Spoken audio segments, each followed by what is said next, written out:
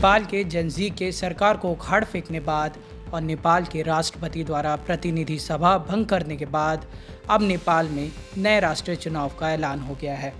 राष्ट्रपति रामचंद्र पौडेल के कार्यालय ने घोषणा की है कि अगले संसदीय चुनाव 5 मार्च 2026 को होंगे।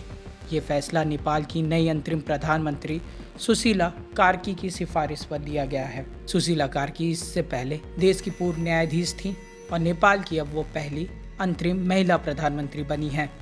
केपी शर्मा ओली के इस्तीफे के बाद नेपाल में जारी राजनीतिक अनिश्चितता अब समाप्त होती दिख रही है। ओली को मंगलवार को प्रधानमंत्री पद से इस्तीफा देने के लिए मजबूर होना पड़ा था, जब नेपाल के युवा उनकी सरकार के खिलाफ सड़कों पर उतर आए थे। सैकड़ों प्रदर्शनकारियों ने सिंह दरबार स्थित प्रधानमंत्री कार्यालय में घुसकर आगजनी की थी। हालत ऐसे बिगड़ गए कि ओली को खुद अपनी जान बचाकर भागना पड़ा था। नेपाली युवाओं में भ्रष्टाचार, भाई भतीजावाद और सोशल मीडिया पर लगे प्रतिबंध को लेकर ओली सरकार के खिलाफ जबरदस्त गुस्सा था। अंत में उन्हें इस्तीफा देना पड़ा। अब अंतरिम प्रधानमंत्री बनी सुशीला कार्की 14 सितंबर को कार्यभार संभाल सकती हैं और अपनी नई कैबिनेट का गठन कर सकती हैं। सुशीला अपने पास 12 मंत्रालय रख सकती हैं, जिनमें गृह, रक्षा जैसे अहम मंत्रालय शामिल हैं। पिछले कार्यालय के जलने के बाद अब गृह मंत्रालय में ही सुशीला कार्की का नया कार्यालय बनाया गया है।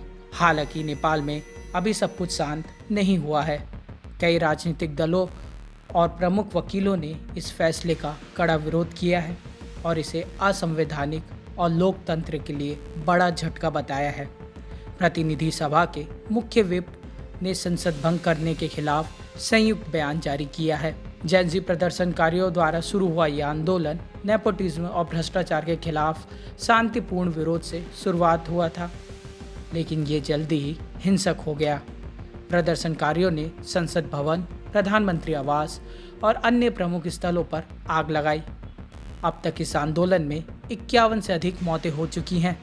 अंतरिम प्रधानमंत्री पद के लिए सुशीला कार्की का चयन सेना प्रमुख अशोक राज सिंहदेल और राष्ट्रपति पौडेल के साथ जेनजी प्रतिनिधियों की 2 दिन तक बातचीत के बाद हुआ है।